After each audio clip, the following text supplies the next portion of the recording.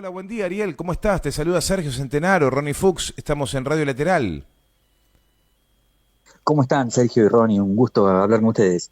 Qué gusto, igualmente, la verdad es que es muy bueno tener nuevamente la oportunidad de conversar. Gracias por atendernos. Habías escrito una nota ahora, ¿no? A propósito del 2 de abril, este aniversario o esta conmemoración de la guerra de Malvinas, de nuestros veteranos, rendirle honores.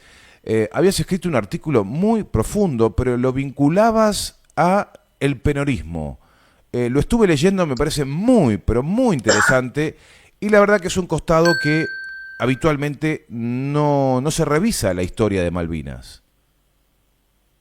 Es cierto, Sergio. Bueno, ocurre que lo que estamos observando, sobre todo los nacionales, es que hay una campaña de desperonización, una campaña de desmalvinización y una campaña de desargentinización, y que son la misma campaña.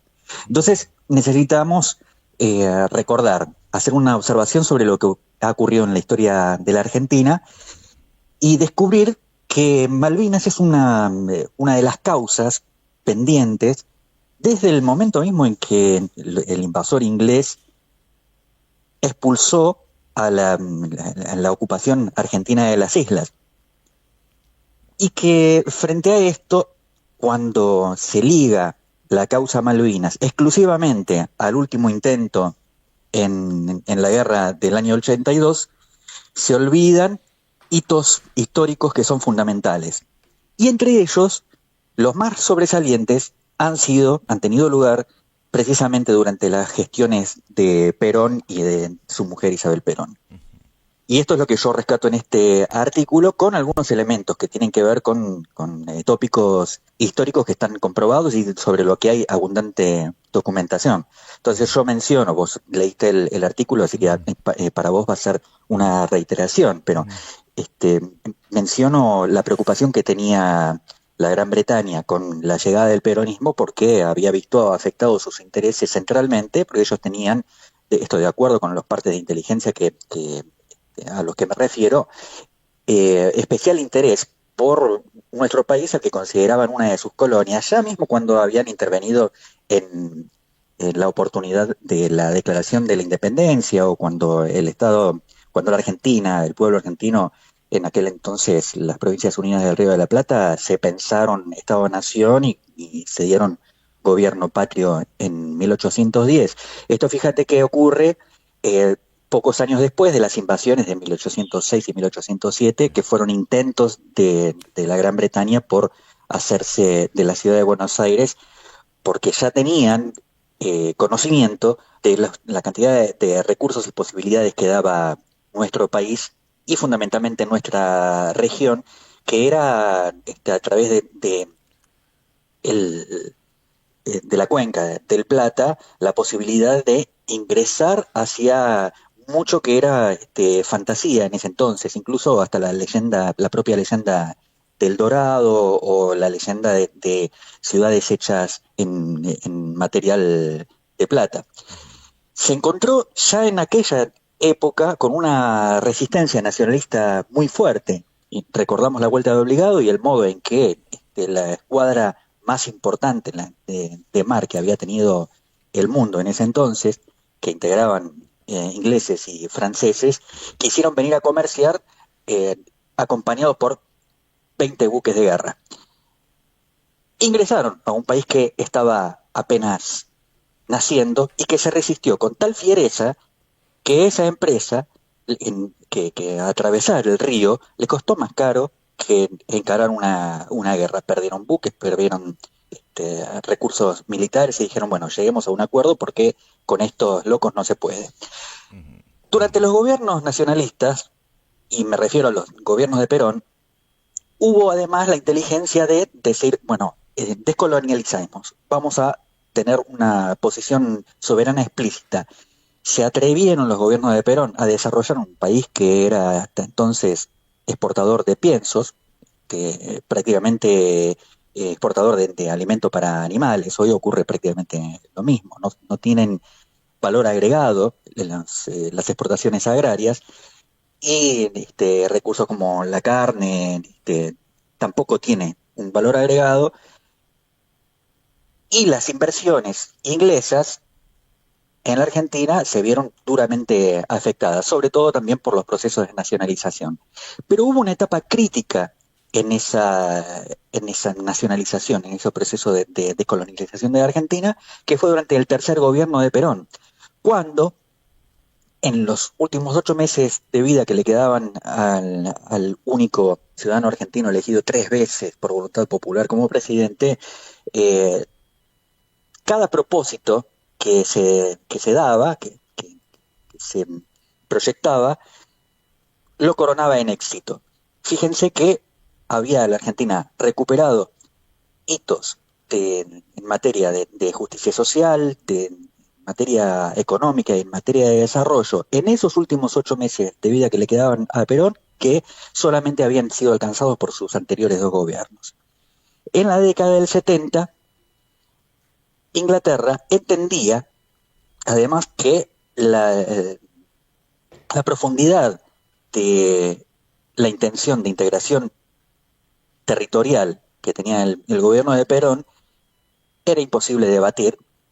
Entonces le ofrecieron una salida amable, que se trataba de una soberanía compartida mediante la designación de un gobernador en las islas, que en pocas generaciones iba a ser definitiva para la Argentina, luego de acordar tópicos simbólicos como entronizar ambas banderas y a dar enseñanza bilingüe a los niños de las islas, como modo de no ofender la identidad cultural de quienes habían estado, si bien como población implantada, viviendo en nuestras islas. A la muerte de Perón, naturalmente, los ingleses dijeron, bueno, ahora cambia la situación. Alguno incluso se imaginó, muerto el perro, se acabó la rabia, pero la rabia persistía, no había ninguna mella en eso, y en los informes de Lord Franks, jefe de inteligencia, en esos partes de inteligencia él revela a la Cámara de los Comunes, al Parlamento británico e incluso a la propia reina, que con Isabel Perón las cosas se habían puesto más duras. Es más, tengo por aquí anotado el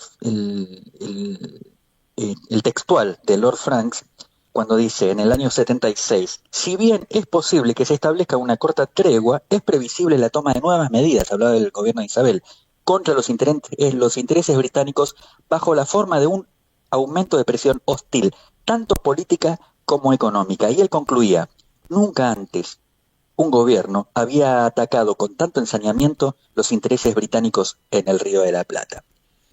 Esto verdaderamente llamó mucho mi atención y creí que era necesario rescatarlo en este artículo, que tal vez por el momento en que estamos viviendo, de una etapa certera de destrucción soberana y, insisto, desargentinización, desnacionalización, desperonización y desmalvinización, toca las fibras más íntimas de los argentinos y ha conmovido bastante. Ujú. En un pasaje también recordás que hubo un cañoneo contra buques que estaban invadiendo zonas donde la presidente argentina o presidenta Isabel Mm. Martínez ordena cañonar a responderle fuego a este buque que finalmente es reducido. Esto también lo mencionás. Es así, eso ocurrió en el año 1976. Era una provocación que hacía el gobierno de la Corona para ver cuál era en realidad la voluntad que tenía, la fortaleza que tenía la presidente Perón. Ujú. Eh, el buque Shackleton, simulando que estaba haciendo una recorrida con fines de investigación, invadió zona jurisdiccional de aguas argentinas, y entonces cuando la presidenta Isabel fue advertida por la Marina Argentina, ordenó inmediatamente un cañoneo de disuasión. Este cañoneo lo ejecutó el destructor argentino Almirante Storni, quien además escoltó a la Shackleton hasta Puerto Argentino, a unos 80 kilómetros del incidente referido. Esto demostró a los ingleses que había una voluntad muy férrea, no se atrevieron a otra incursión más hasta estos últimos tiempos, ¿no? Recientemente recordemos que no solamente hubo una visita del premier James eh, Cameron. inglés al Cameron a las islas, eh, también lo hacen cercanos a fechas muy sentidas por los argentinos. Es otra provocación, pero se encuentran con un gobierno que es explícitamente un súbdito suyo, con un presidente que ha declarado, incluso antes de llegar a la primera magistratura, que era admirador de Winston Churchill y de Margaret Thatcher, olvidando que nuestra Argentina está en guerra con la Gran Bretaña, que te llevamos una guerra de más de 200 años, una guerra mediante la cual, o durante la cual nosotros los hemos expulsado del estuario del Plata, los hemos expulsado de 2 intentos de invasión y ellos, porque son persistentes, nos han infiltrado de agentes ya desde inicios de los 1800 y no nos abandonaron hasta el día de hoy. Bueno, tuvimos un encuentro bélico en las islas en 1982, donde hubo capitulación por parte de los altos comandantes de las Fuerzas Armadas, pero la Argentina, el pueblo argentino, continúa en pie de guerra contra la única hipótesis de conflicto que tiene, porque todas las demás habían sido inyectadas por la inteligencia británica. La posibilidad de un enfrentamiento por cuestiones limítrofes con Chile, con Brasil, la guerra del Paraguay, que había sido alentada también por la corona en su oportunidad, que fue la guerra de la Triple Alianza, nosotros los peronistas la llamamos de la Triple Infamia. Sí.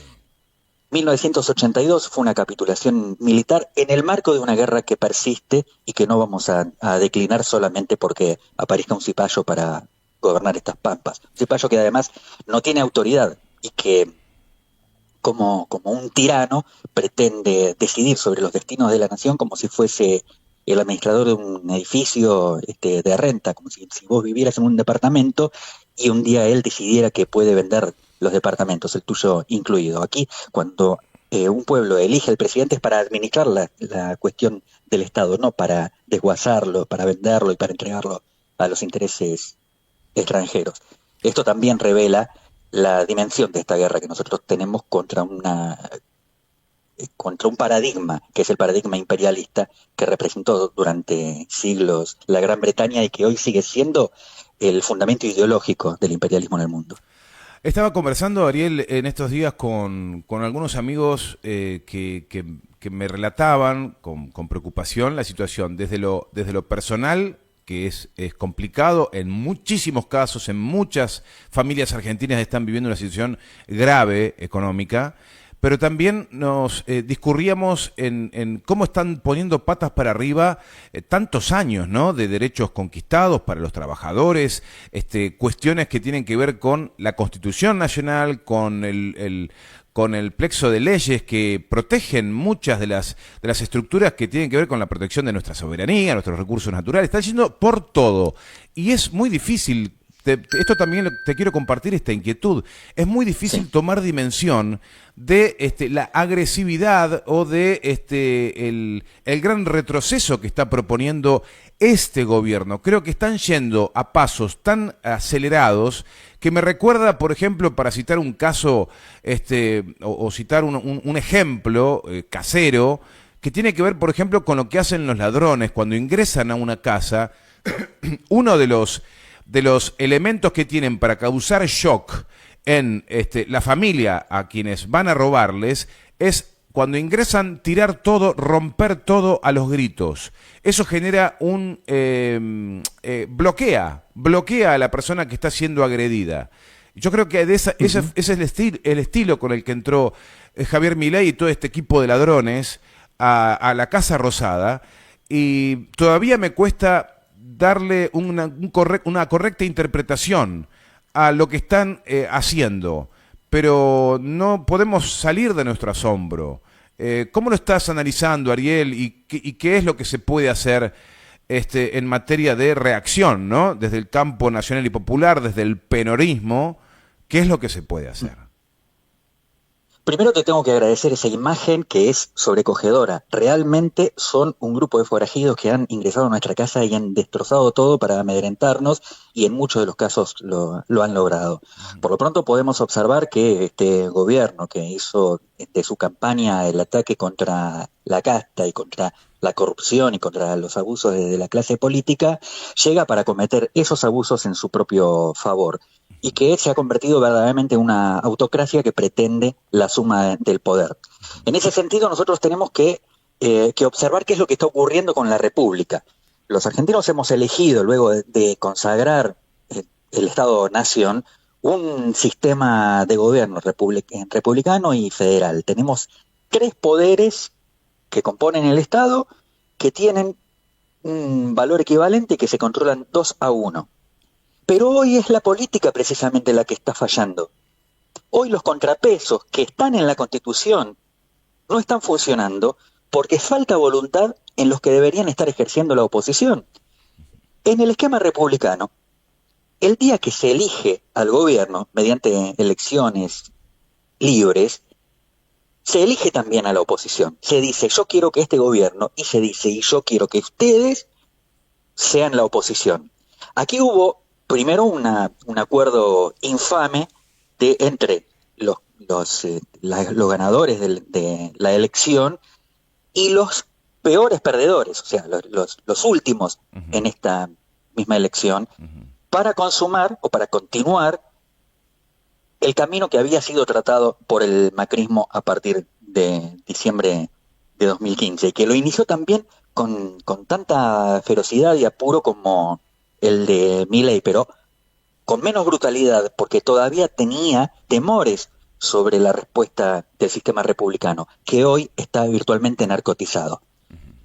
Hoy el Senado le ha puesto límites, un límite parcial al DNU 7023. Sin embargo, la clase política no supera el relato, la manifestación verbal, la admonición con el dedo levantado. No hay medidas que tome la política. Y la política ha sido la responsable no solamente de conformar las cámaras de representación en el sistema parlamentario argentino, sino de nombrar los jueces durante por lo menos estos 40 años que llevamos de tránsito democrático o institucional. Y es la clase política la que no reacciona, la que no cumple con su papel en este momento. Fíjense que por estos días estamos todos preocupados sobre lo que están haciendo en relación con los derechos laborales, porque además están destruyendo el trabajo directamente. Están echando trabajadores de la función pública porque lo que quieren es desactivar el Estado. Quieren que no haya un Estado que vigile qué es lo que hacen los sectores privados que siempre se abusan a través del capital. Y además dan el mal ejemplo porque cuando el Estado, que es el que tiene que ser el guardián de las leyes, comienza a atacar a los sectores más desprotegidos, fundamentalmente a la clase trabajadora, a la clase pasiva y a los niños, da una señal a los sectores privados que dicen, sí, ahora se puede echar sin nada, sorprender al trabajador, desde ahora no venís. Este permiso ya había sido dado por el gobierno progresista o disque progresista del radical Fernando de la Rúa cuando se tuvo el coraje de bajar el 13% de los ingresos a jubilados y trabajadores estatales. Los privados inmediatamente dijeron, si esto lo puede el Estado, lo podemos nosotros. Y su lógica es real. Hoy ocurre exactamente lo mismo. Un gobierno que no solamente ha decidido ir en contra del trabajo y sus derechos, sino además de reprimirlo. Ayer fue una jornada verdaderamente tenebrosa. Ayer fue un día de fiesta para el delito y fundamentalmente para el delito organizado en la Argentina, porque las fuerzas de seguridad estaban vigilando las reparticiones públicas, estaban reprimiendo trabajadores mientras los delincuentes hacían su fiesta. La clase política debe hoy reaccionar. Hay un reclamo que está haciéndose a través de los medios y desde la clase política por su su pertinacia y su falta de dignidad, que dice, ¿y dónde está la CGT? ¿Dónde está el movimiento obrero? El movimiento obrero ha sido el que puso la mayoría de los muertos en los años tenebrosos de la Argentina, y también fue el movimiento obrero el que puso en rendición a la última dictadura militar, oligárquica e imperialista. Y pedimos ahora que el movimiento obrero, que en estos momentos de la realidad económica argentina representa solamente el 40% de la capacidad productiva de los que tenemos edad para trabajar, sea el que vuelva a inmolarse. ¿Para qué? ¿Para qué? ¿Acaso Pablo Moyano va a ser el próximo presidente? Es para darle a la clase política la posibilidad de volver a insistir en este tipo de modelo colonial que no nos abandona desde el día que derrocaron a Isabel Perón. Profundo, ¿eh? Y al hueso, Ariel, no esperaba otra cosa. Para cerrar esta nota, agradeciéndote siempre esta enorme generosidad que tenés con nosotros, con un mensaje, contame, el Movimiento de Liberación Nacional es una organización con la que ya hemos escuchado y hemos compartido muchísimas veces entrevistas con distintos compañeros del movimiento. ¿Cómo están viviendo este escenario? Para ir cerrando, ¿cuáles son las charlas que tienen? ¿Cuáles son las, no digo conclusiones, porque la verdad que esto está empezando recién, ¿no? Pero cómo se van encaramando frente a esta situación de profunda gravedad? Bueno, nosotros observamos que, como están dadas las cosas y en virtud de la urgencia y de la crisis que estamos atravesando, lo más probable es que necesitemos urgente un rearmado electoral para reemplazar a este gobierno al que idealmente le puede llegar a quedar poco tiempo o, para desgracia del pueblo, termine su mandato. Hay que lograr un recambio institucional que satisfaga las necesidades populares que está siendo atacado desde todos los frentes. Pero lo más probable que vemos es la construcción de una nueva falsificación. Y la nueva falsificación fundamentalmente pasa por el peronismo. El peronismo es el único partido que ha sobrevivido a cada una de estas crisis. Históricamente, el peronismo llegaba para resolver las crisis heredadas, y siempre ocurría así. Hasta que en los últimos años, especialmente con la llegada de Alberto Fernández, por primera vez, en nombre del peronismo, la situación empeoró. Con lo que estamos alertas a que el peronismo intente rearmarse ahora con los que fueron parte del fraude al campo popular y con sus socios, con aquellos que no se atrevieron, pese a que desde sus lugares de funcionarios o hasta de simples trabajadores con cierta llegada a lugares centrales de la política argentina, no se han atrevido a denunciar las cosas que ocurrían delante de nuestros ojos. Esas cosas que el pueblo sí pudo ver y por eso votó con bronca, de tal manera que ante la falta de alternativas terminó este personaje como presidente. Así que estamos convocando, no simplemente como nuestra identidad, Movimiento de Liberación Nacional, o no solamente con el atrevimiento y la genialidad de levantar una bandera que está a punto de cumplir 50 años, que es el modelo argentino para el proyecto nacional, que nos propuso Martina Yerbe, sino como parte del movimiento nacional, generar la discusión acerca del modelo argentino para el proyecto nacional. Y yo quiero recordar que el modelo argentino para el proyecto nacional fue el legado de Perón a pocos días de morir en julio del 74. El 1 de mayo del 74, Perón, ante la Asamblea Parlamentaria, propone las bases, hace la invitación para que se discuta el modelo argentino para el proyecto nacional, que es la forma argentina de tener un gobierno popular y soberano. Y dijo, si nosotros ganamos este gobierno con casi el 63% de los votos, si hay una voluntad política de la sociedad argentina de acompañarnos casi en un 80%, porque prácticamente la oposición en esos días se dedicaba a acompañar, era irrefutable el modelo, el proyecto de Perón, dice, bueno, comprometamos a toda la sociedad argentina a decir cómo es el modelo nacional, cómo es que nosotros creemos, pensamos que es la felicidad, que es el trabajo, que es el desarrollo, cuáles son nuestros sueños, nuestro desarrollo cultural. Ese llamado se vio trunco por la muerte de Perón, pero además porque en el momento mismo ya tenía sus internas sangrientas. eh, Hubo la noción del espectro político argentino de que, eh, terminado el gobierno de Isabel, un nuevo gobierno peronista iba a hacer, a dirigir el futuro de los argentinos. Así que decidieron apurar el golpe, y el golpe nosotros supimos lo que ocurrió con él. Decenas de miles de argentinos, fundamentalmente trabajadores, jóvenes, y la mayoría peronistas, cayeron bajo la siega para instalar un nuevo modelo totalmente contradictorio al modelo nacional. Nosotros decimos desde el movimiento, e invitamos a todos los sectores de la política argentina que tienen sentido de patria, a que nos juntemos a discutir el modelo argentino para el proyecto nacional. Es más, si nos atrevemos a que creemos consejos para la elaboración de un programa nacionalista para el próximo gobierno, sea de la bandera que sea. Espectacular, Ariel. Gracias. Otra vez, gracias por conversar con nosotros. Muchas gracias a vos, Sergio. Los abrazo muy fuerte. Igualmente, gracias. Ariel Majirena, perdón. Magi. Sí, perdón. Ariel, ¿no te fuiste? ¿Tenés Sí. la moto todavía? Sí, No, aquí estoy. decime que tenés la moto. Sí, sí.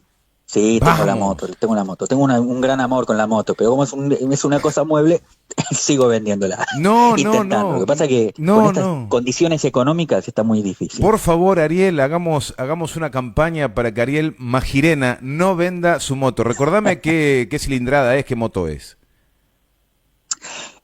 Mi moto, ganada en mis años de trabajo, Sí. y merced a un trabajo que largo y bien pago en el extranjero, y que me compré aquí en la Argentina para satisfacer mis sueños tilingos de peronista básico.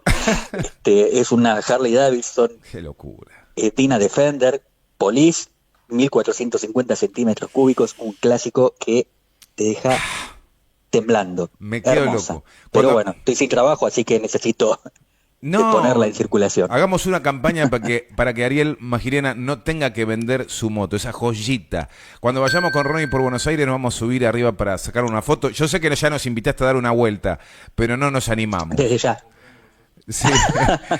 Sí, sí, bueno. Bueno, Ariel, encontrémosme trabajo, ¿eh? sí, claro, De eso se trata. El que crea que soy lo suficientemente alfabetizado como para hacer un laburo, totalmente. se me pone en contacto. Totalmente, Ariel, te mandamos un fuerte Los quiero, abrazo. Gracias. Abrazo grande. Abrazo. Ariel Majirena, qué fenómeno, qué compañero. Él es periodista, es poeta, es militante del Movimiento de Liberación Nacional, con quien tenemos un afecto inocultable. Nosotros felices de poder siempre plantar bandera peronista.